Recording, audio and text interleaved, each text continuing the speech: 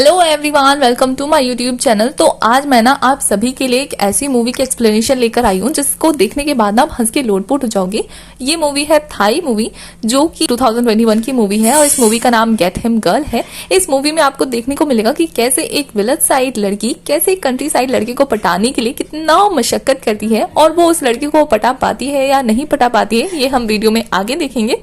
और मैं इस मूवी को 2 पार्ट्स में कवर करूंगी ताकि मैं आपको इसको डिटेल में एक्सप्लेन कर सकूं और आपको बहुत अच्छे से एंटरटेन कर सकूं। लेकिन उससे पहले अगर आपने मेरे चैनल को सब्सक्राइब नहीं किया है तो चैनल को सब्सक्राइब कर दो, बेल आइकन प्रेस कर दो जिससे आने वाले पार्ट्स आप मिस ना करो। तो मूवी की स्टार्टिंग में हमें एक नरेशन सुनाई देती है जिसमें एक आदमी हमको बता रहा होता है कि पहले उसकी गांव की लड़कियां इतनी पोलाइट हुआ करती थी कि दूसरे शहरों से जब लड़के आया करते थे तो उनकी गांव की लड़कियों को मिसाल के तौर पे लिया जाता था।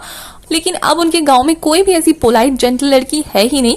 और साथ ही हमें हमारी फीमेल लीड को दिखाया जाता है सॉम्पॉय, जिसपे कुछ बच्चे पानी फेंक देते हैं और वो उनको गंदी गंदी गालियां दे रही होती है और शायद वो इसी एग्जाम्पल की बात कर रहे होते हैं कि आजकल उनके गांव में पोलाइट लड़कियां है ही नहीं। हमारे सॉम्पॉय के मॉम डैड जो कि खेती बाड़ी करके अपना गुजारा करते हैं और सॉम्पॉय जो है वो बहुत ही आजाद ख्यालों की लड़की है, बहुत ही ज्यादा मुंहफट है और जेंटल तो बिल्कुल भी नहीं है, जो कि इस मूवी के नरेशन में हमको बताया गया है। तो उसकी मॉम जो है उसको डांट रही होती है ये बोलकर कि आज न्यू ईयर है और वो अपना पूरा कपड़ा खराब करके आ गई है जबकि उसके दादी के यहाँ जाना है उसे। तो हमारी सॉम्पॉय कहती है कि इस दिन से अच्छा तो उसे कोई सीरियस बीमारी हो जाती है और वो हॉस्पिटल में एडमिट हो जाती, क्योंकि उसे अपनी दादी के घर जाना बिल्कुल पसंद नहीं है। और क्यों पसंद नहीं है वो हमें नेक्स्ट सीन में पता लग जाता है, क्योंकि जब भी वो अपनी दादी के घर जाती है तो उसकी जो आंटीज होती हैं वो अपनी पोलाइट बेटियों का शो ऑफ करती हैं, जो कि हमारी सॉम्पॉय को बिल्कुल इंसल्ट की तरह लगता है। क्योंकि सॉम्पॉय कहती है कि उसके सभी रिलेटिव्स ने अपनी सारी बेटियों की शादी बैंकॉक में की है, किसी के पति टीचर है तो किसी के डॉक्टर, किसी के पुलिस है। एक वो अपनी मॉम का एग्जांपल देती है कि उनको ही कोई ख्याल नहीं है अपनी बेटी की शादी बैंकॉक में करने का, लेकिन हमारी सॉम्पॉय को बहुत मन है वो बैंकॉक में शादी करे और इसी चक्कर में वो तरह तरह के जुगाड़ लगाती रहती है। और आज रात को उसकी डेट होती है जो कि उसकी फ्रेंड अरेंज करती है फैन, और वो उसको मिलाती है एक ऐसे चीजी लड़के से जो कि उसको देखकर फ्लर्टिंग कर रहा होता है, जिससे हमारी सॉम्पॉय को बहुत ज्यादा बुरा फील हो रहा होता है कि वो अपनी फ्रेंड को इशारे से ना डांट भी देती है कि वो कैसा नमूना लेकर आई है। और वो नमूना इतनी ज्यादा फ्लर्टिंग करा होता है उससे कि वो उसे गुलाब का फूल इतनी वियर्ड तरीके से देता है, कहता है तुम मेरा दिल भी रख सकती हो अगर तुम्हें ये फूल नहीं पसंद तो। बेचारी सॉम्पॉय जैसे जैसे उससे हैंडल कर रही होती है कि वो उसे कह देता है कि तुम मुझे बाबू भी बोल सकती हो, और ये सुन के तो फैन के मुंह से पानी बाहर आ जाता है। तो सॉम्पॉय इसी चीज का फायदा उठाकर अपनी फ्रेंड की तबीयत खराब होने का बहाना करके उसे वहां से खींच के ले जाती है कि वो कैसे नमूने को उठा के ले आई है और उसको बहुत ज्यादा डांट रही होती है। तभी वहां उस रेस्टोरेंट की ओनर वाओ आ जाती है, जिसे देखकर सॉम्पॉय उसकी तारीफ करनी स्टार्ट कर देती है क्योंकि अब वही उसकी दाल गला सकती थी। और वो कहती है कि तुमने देखा है वाओ कितनी ज्यादा सुंदर है और उसके पास कितना अच्छा फॉरेनर हस्बैंड है, जिससे वो उसकी बातों में आ जाती है और उसको हेल्प करने के लिए मान जाती है और कहती है कि तुम ना मेरे साथ चला, मैं तुम्हें एक जगह लेके जाऊंगी, मेरे पास कुछ है तुम्हारे लिए। और अगले दिन वो जो है वो फैन और हमारी सॉम्पॉय को लेकर पहुंच जाती है एक ज्योतिषी के पास, जो कि बहुत ही अजीब गरीब तरीके से लोगों को उनका फ्यूचर बता रहा होता है। तो सॉम्पॉय जाकर उस ज्योतिषी को अपना दुखड़ा सुनाती है कि उसे बैंकॉक वाला दूल्हा चाहिए जो कि उसे नहीं मिल रहा है। तो जैसे ही वो ज्योतिषी हमारी सॉम्पॉय को देखता है ना, उसे कुछ देर के लिए देखता ही रह जाता है और जैसे ही सॉम्पॉय उसे होश में लाती है तो फिर वो बताता है कि तुम्हें बैंकॉक का दूल्हा नहीं मिल सकता क्योंकि तुम्हारे पीछे भूत का साया है। तो सॉम्पॉय उसकी बात का यकीन नहीं कर रही होती, लेकिन फिर भी वो उससे उपाय पूछ लेती है। तो बताता है कि 3 महीने तक तुम्हें ट्रेडिशनल ड्रेसेस पहन के घूमना होगा और अपने पूर्वजों की पूजा करनी होगी, जिस बात पे सॉम्पॉय चीख देती है और सभी लोग घूर घूर के उसे देखने लगते हैं। पर सॉम्पॉय को अभी भी यकीन नहीं आ रहा होता है क्योंकि उसने साइड में कुछ दारू की बोतल देख ली होती है जिससे उसे शक हो रहा होता है। और वो वहां से निकलने के बाद वाओ उसे समझाने की कोशिश कर रही होती है कि वो मान जाए, तभी उसे वहां उसकी मॉम दिखती है और ये देखने के बाद कि उसकी मॉम भी उस ज्योतिषी पे ट्रस्ट करती है, वो कुछ सोचने लगती है और रात को भी इसी बारे में सोच रही होती है। तभी उसकी मॉम की पुरानी फोटोज गिरती हैं जो कि ट्रेडिशनल ड्रेसेस में थी, जिसे देखकर उसे आइडिया आता है। वो अगले दिन उसी तरीके से तैयार हो जाती है जिसमें वो बहुत खूबसूरत लग रही होती है, पर उसकी मॉम आकर उसकी बेइज्जती कर देती है कि क्या वो किसी की शादी में जा रही है। और नेक्स्ट सीन में वो अपने दोस्तों के पास से टल्ली होकर घर जाने की कोशिश कर रही होती है, जहां बेचारी को ये भी याद नहीं होता है, इतनी नशे में होती है कि स्कूटर को किक करके नहीं बल्कि बटन दबा के स्टार्ट करना है, जो कि उसकी फ्रेंड बताती है और वो निकल लेती है वहां से नशेड़ियों की तरह।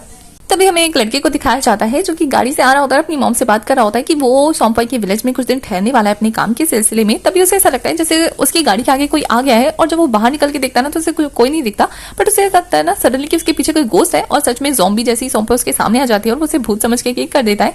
तो सॉम्पॉय उसे डांट देती है कि क्या वो उसे भूत लग रही है और वो उसे जख्मी देखकर अपनी गाड़ी में बिठा लेता है और फिर वो उसे कहता है कि तुम्हारे सर पे चोट लगी है तो क्या तुम्हें हॉस्पिटल ले जाऊं। पर सॉम्पॉय बताती है कि ये चोट नहीं है, ये चटनी लगी हुई है इसके बालों में। तभी वो लड़का उससे रास्ता पूछता है उसे घर छोड़ने के लिए और वो लेफ्ट राइट करते करते उसे इरिटेट करते हुए वहीं सो जाती है। तभी नेक्स्ट डे विलेज चीफ जो है वो अनाउंसमेंट कर रहे होते हैं कि किसी की लड़की सॉम्पॉय नाम की उनके घर में पड़ी हुई है और उसके पेरेंट्स आकर उसे ले जाए। फिर दिखाया जाता है कि हमारी सौंपॉय जो है अपनी फ्रेंड के साथ पहुंच चुकी होती है अपनी पूर्वजों की पूजा करने के लिए, और वो पूजा करके जैसे वहां से जारी होती है ना, उसकी नजर उस लड़के पे पड़ती है और उसे वो बहुत ज्यादा हैंडसम लगता है, इतना ज्यादा हैंडसम लगता है कि वो उसे देखकर बेहोश हो जाती है, जिससे उसके फ्रेंड्स इतनी जोर से उसका नाम चिल्लाते हैं ना कि उस लड़के को भी उसका नाम पता लग जाता है। और जब सौंपॉय को होश आता है ना, तब उसे अपने दोस्तों से पता लगता है कि वो रात वाला ही लड़का है जिसके पास उसका हेयर पिन था, तो वो उसे वापस करने आया था, और यहाँ तक कि उसका नाम वैन है और वो बैंकॉक से है। और ये जानने के बाद कि वो बैंकॉक से है, हमारी सौंपॉय इतना ज्यादा एक्साइटेड हो जाती है कि वो वाव का पूरा हुलिया ही खराब कर देती है। और फिर वो तीनों के तीनों वैन पटाओ मिशन में लग जाते हैं और वो वैन के पास पहुंच जाते हैं जहां वो टेंपल की फोटो ले रहा होता है। वो तीनों के तीनों स्ट्रेटेजी बना रहे होते हैं कि जैसे ही सौंपॉय उसके पास आएगी ना, पोलाइट तरीके से और गिरने की एक्टिंग करेगी, तो वो आएगा और उसे बचाएगा, और वो यही सारी चीजें आपस में डिस्कस कर रहे होते हैं। तभी सौंपॉय इस मिशन को अंजाम देने के लिए वैन के पास जाती है और बहुत ही पोलाइट तरीके से उसके पास से गुजरकर गिरने की एक्टिंग करती है, और इतनी बुरी तरीके से चिल्लाने की एक्टिंग करी होती है ना कि वो ओवर एक्टिंग लग रही होती है, जिससे उसके दोस्त आते हैं और फटाफट उसे वहां से खींच के ले जाते हैं क्योंकि वो इंसल्ट करा रही थी। और फिर उसकी ऐसी ओवर एक्टिंग देखकर वाओ कहती है कि तुमसे तो हो नहीं पाएगा, तो चलो तुम्हें डांस अकेडमी लेकर जाती हूँ और थोड़ा लड़कियों वाला लहजा सिखा कर लाती हूँ। और फिर वाओ उन दोनों को पकड़ कर ले जाती है डांस अकेडमी, और वहाँ डांस टीचर की बेटी काउतक होती है, वो बहुत ज्यादा पोलाइट और बहुत ज्यादा धीरे धीरे बात कर रही होती है, जिसे देखकर तो हमारी सौंपॉय कहती है कि ये कुछ ज्यादा नहीं हो जाएगा, जिसपे वाओ कहती है बैन को पटाना है तो ये सारी चीजें सीखनी पड़ेगी। और फिर काउतक उन सबको अपना ड्रेस दिखाती है कि वो टेंपल जाते वक्त क्या पहनती है, कैसे बिहेव करती है।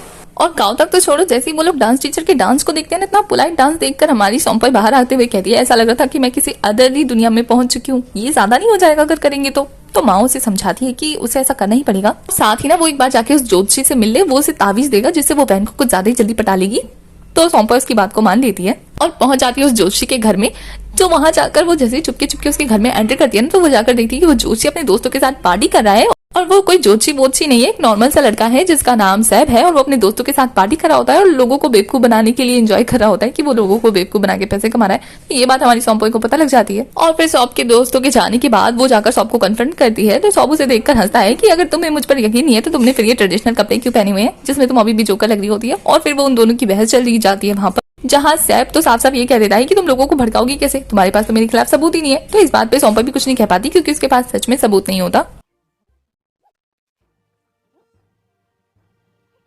और फिर वो गुस्से में वहां से जाने लगती है, बट दरवाजा बंद होने की वजह से उसे टाप के जाना पड़ता है, तो वो और ज्यादा गुस्सा हो जाती है। जहाँ नेक्स्ट सीन में वो सारी चीजें अपने दोस्तों को बताती है, जहाँ उसके दोस्त भी शौक होते हैं और वो भी सोच रहे होते हैं कि उनके पास तो सबूत है नहीं, तो वो गाँव वालों को क्या बताएंगे। और साथ ही वो लोग वहाँ वैन से मिलने गए होते हैं, तो वैन के ना आने पर वो लोग सोच रहे होते कि वो लोग वैन तक कैसे पहुंचे, क्योंकि उनका एड्रेस भी नहीं पता होता है। तभी कहीं से वाव जो है वो सौंपॉय को बता देती है कि वैन का एक फैन पेज है जहां वो लाइव स्ट्रीमिंग कर रहा होता है। तो जैसे ही सौंपॉय उसकी लाइव स्ट्रीम को देखती है ना, तो उसे पता लग जाता है कि सौंप को वैन के लोकेशन के बारे में पता है कि वो कहाँ रह रहा है, और ये बात वो अपने दोस्तों को फोन करके बता देती है कि उसे अब वैन का एड्रेस मिल जाने वाला है। जैसे नेक्स्ट में वो पहुंच जाती है सबके घर पे चुपके से, और सौंप जो है वो नहा धोकर आकर फैन के सामने पाउडर लगा रहा होता है, जिस पाउडर की छींटे से हमारी सौंपॉय जो है वो पकड़ी जाती है। और सैब उसे देखकर कहता है कि तुम यहाँ क्या कर रही हो, और वो उससे लड़ाई स्टार्ट कर देती है। और लड़ाई में वो सौंप की सारी पोल पट्टी उसके मुंह से उगलवा लेती है, क्योंकि उनके दोस्तों ने फोन में रिकॉर्ड कर लिया होता है खिड़की से। और ये देखकर तो सौंप उनसे फोन छीनने की कोशिश कर रहा होता है, और हमारी सौंपॉय जो है उसे फोन लेकर उसे डराने की कोशिश करती है और कहती है कि क्या मुझे इसको पुलिस में लेकर आना चाहिए। और फिर वो एक ऑफर रखती है सबके सामने कि वो उसे वैन का एड्रेस बता दे, बदले में वो उसकी ये वीडियो डिलीट कर दे। तो सबको इस बात से गुस्सा आता है कि वो एक लड़की के लिए उसको ब्लैकमेल कर रही है, और वो उनको डराकर वहां से भगा देता है। नेक्स्ट डे सौंपॉय जैसे तैसे वैन का एड्रेस निकालकर पहुंच जाती है उसके होटल में, और रिसेप्शनिस्ट से जाकर वैन का पता पूछती है। तो रिसेप्शनिस्ट उसे बताती है कि वैन लेक साइड पे फोटो खींचने गया है। तो वो उसे कहती है खुश होकर रिसेप्शनिस्ट को कि मैं तुम्हें ना मिठाई दूंगी जब नेक्स्ट टाइम आऊंगी। तो वो कहती है कि नहीं, मिठाई मत देना, बस मैं जाए टिकटॉक पे ना फॉलो कर देना, लाइक कर देना और मेरी आईडी को शेयर कर देना, क्योंकि वो एक टिकटॉकर थी। अच्छा गाइज, मुझे कमेंट में ये बताओ कि जब टिकटॉक बैन नहीं हुआ था तब आप में से कौन कौन टिकटॉक बनाता था। और वैन का पता मिलने के बाद सौंपॉय फटाफट उसके पास पहुंचती है और जाकर उसके सामने एक्टिंग स्टार्ट कर देती है, जो कि बेचारा फोटो खींच रहा होता है रिवर की। और वो वैन के सामने बहुत ज्यादा पोलाइट बिहेव करने लगती है। तो वैन को देखकर उसका नाम याद आ जाता है सौंपॉय। तो वो ये देखकर शॉक होती है और कहती है कि तुम्हें मेरा नाम कैसे पता। तो वैन कहता है तुम्हारी फ्रेंड ने इतनी जोर से चिल्लाया था कि मुझे सुनाई दे गया। तभी सौंपॉय ना एक ट्रिक करती है और वैन को अपने क्लोज ले आती है, और इतना क्लोज देखकर तो वैन भी उससे इम्प्रेस लग रहा होता है। आगे सौंपॉय उसे अपनी चिकनी चुपड़ी बातों में फंसाई फाती कि उतने में वहां सौंप आ जाता है और चिल्ला के सौंपॉय को कहता है कि तुम अपनी मॉम का फोन क्यों नहीं उठा रही हो, वो तुम्हें कब से याद कर रही है। और वो वैन के सामने उसकी इंसल्ट कर देता है। तो सौंप का इस तरह सौंपॉय से बात करना वैन देखकर पूछता है कि क्या वो सौंप को जानती है, क्योंकि यहाँ का एड्रेस उसे सौंप नहीं दिया था। तो हमारी सौंपॉय से कहती है कि आगे और भी ज्यादा इंटरेस्टिंग चीजें हैं उसके गांव में, तो वो चाहेगी तो वो उसे ले जा सकती है अपने चावल के खेतों को दिखाने के लिए। तभी सौंप बीच में बोलता है हाँ, चावल के खेतों के पीछे पहाड़ भी है जहाँ से तुम स्नेक पकड़ पकड़ के लाकर खाती हो, है ना। और सॉम्प वैन के सामने सॉम्पोई की और इंसल्ट करते हुए कहता है कि स्नेक इसका सबसे फेवरेट डिश है, इसे बहुत अच्छे से पकड़ना और पकाना आता है। तो ये देखकर वैन उसे कहता है कि क्या तुम स्नेक खाती हो, और वो उसके सामने एम्बेरस फील करने लगती है। और इसी बात से नाराज होकर सॉम्पोई जाकर सैप के घर में उसे बहुत बुरी तरीके से डांट कर और धमका कर आती है कि वो उसका काम बनाने की जगह और ज्यादा बिगाड़ रहा है, और बहुत बुरी तरीके से डांट देती है उसको। और नेक्स्ट डे बहुत अच्छे से तैयार होकर वो जाकर वैन को पिक करती है और उसके साथ जगह जगह गांव में फोटो खींचने लगती है, अलग अलग लोकेशन पे, और वो दोनों साथ में बहुत अच्छा टाइम स्पेंड करते हैं। उसी दौरान वैन जो है वो सॉम्पोई से पूछ लेता है कि क्या वो उसकी मॉडल बनेगी, क्योंकि वो बहुत ज्यादा पोलाइट है तो वो उसकी फोटो खींचकर इंटरनेट पे डालेगा अपने प्रोजेक्ट के लिए। तो पहले तो सॉम्पोई थोड़ा सा एक्टिंग करती है कि वो थोड़ा सा सोचेगी, पर वो बहुत ज्यादा खुश होती है और फिर हाँ कर देती है उसे जल्दी से। नेक्स्ट डे वो दोनों के दोनों पहुंच जाते हैं फोटोशूट के लिए, जहां वो टेंपल में फोटोशूट कर रहा होता है वैन सॉम्पोई का, और वहां उसी बीच में काओताक आ जाती है। तो सॉम्पोई जाकर काओताक से जैसे ही इंट्रोड्यूस कराने वाली होती है वैन को, कि वो खुद ही वैन के पास जाकर चिपक जाती है। और ये देखकर सॉम्पोई जैसे उन दोनों को दूर करने की कोशिश करती है ना, वो दोनों उसे छोड़कर वहां से निकल जाते हैं। और हमारी सॉम्पोई जाकर इस बात को टालने की कोशिश करती है कि वैन जो है वो उसकी फोटोशूट करेगा तो काओताक उससे बाद में मिले, और वो उसे ले जाने लगती है। बट काओताक उनके आगे आकर कुछ डांस मूव्स दिखाती है और वैन को कहती है कि जब आप फोटो खींच ही रहे हैं तो मैं चाहती हूँ कि आप हमारे ट्रेडिशनल डांस मूव्स की भी फोटो खींचे, मैं बहुत अच्छा डांस करती हूँ। तो सॉम्पोई भी कहाँ पीछे रहने वाली थी, वो भी इम्प्रेस करने के लिए पहुंच जाती है डांस करने के लिए। बट यहाँ काओताक जो है वो सॉम्पोई को डांस में बिजी करके खुद वैन के साथ निकल जाती है टाइम स्पेंड करने के लिए। और ये बात सॉम्पोई जाकर अपने दोस्तों को बता रही होती है कि तुम कह रहे थे कि उसको एग्जाम्पल की तरह सेट करो, एग्जाम्पल क्या, वो तो मेरी लड़की कोई चुराने पे तुली हुई है। और वो दोनों के दोनों इसकी बुराई स्टार्ट कर देते हैं। तभी वाओ कहती है कि अगर काओताक लाइन में लग गई ना तो तुम्हारा नंबर कट जाएगा, क्योंकि वो तुमसे बहुत ज्यादा सुंदर और पोलाइट है, वैन तो उसके प्यार में ही पड़ जाएगा। तो वो हमारी सॉम्पोई डरते हुए कहती है तो फिर कैसे बचाऊं उसको प्यार करने से वैन को। तभी वाओ से एक आइडिया देती है कि जाकर ना एक काम करो, वैन की ना बाल के सैंपल ले आओ, हम उस पर ना जादू टोना करेंगे और तुम्हारे प्यार में डाल देंगे। तभी हमारी सॉम्पोई कहती है कि ये काम तो वो पहले कर चुकी होगी काओताक, क्योंकि कल उसने देखा था जब वो उसके साथ घूम रही थी तो उसने उसके बालों के सैंपल ले लिए थे। तो वाओ से आइडिया देती है कि वो जाए उसके घर पे और जाकर ना उसने जो डॉल बनाया होगा ना उसको तोड़ दे। तो हमारी सॉम्पोई कहती है कि वो अकेले कैसे जाएगी। तो वाओ से आइडिया देती है कि वो अपने साथ किसी लड़के को ले जाए। और सॉम्पोई कुछ सोचने के बाद नेक्स्ट सीन में दिखाया जाता है कि वो सॉप के साथ पहुंच जाती है काओताक के घर में। घर में घुस के सॉम्पोई जो है वो काओताक का रूम ढूंढने लगती है, और यहाँ सैप जो है वो उसकी मॉम का डांस एंजॉय कर रहा होता है, जो कि वहाँ डांस कर रही होती है। तो वो उसे खींच कर लेके जाती है और उसे कहती है कि क्या बकवास कर रहे थे वहाँ पे। तो वो कह रहा था लेकिन वो डांस बहुत अच्छा कर रही थी।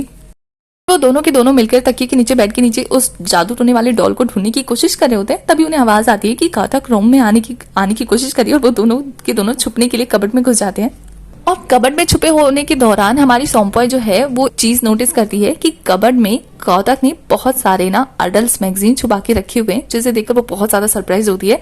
और यहाँ सैप जो है वो कबर्ड के छेद में से देख रहा होता है कि बाहर काओताक जो है वो अडल्ट मैगजीन पढ़ते हुए फील कर रही होती है, और वो दोनों के दोनों उस चीज को देखने के चक्कर में बहुत ज्यादा क्लोज आ जाते हैं। और सॉम्पोई तो सैप को गलत जगह छू लेती है, और जैसे ही दोनों को रियलाइज होता है ना वो दोनों के दोनों होश में आते हैं और फिर डिसाइड करते हैं कि वो फोटो खींचेंगे। तो सॉम्पोई सैप को फोन देती है और कहती है फोटो खींचो, बट फ्लैश की रोशनी की वजह से काओताक को पता लग जाता है कि कबर्ड में कोई है, और वो उन दोनों को देखने के लिए कबर्ड में आ रही होती है। कि इसी के साथ ये पार्ट यहीं खत्म होता है।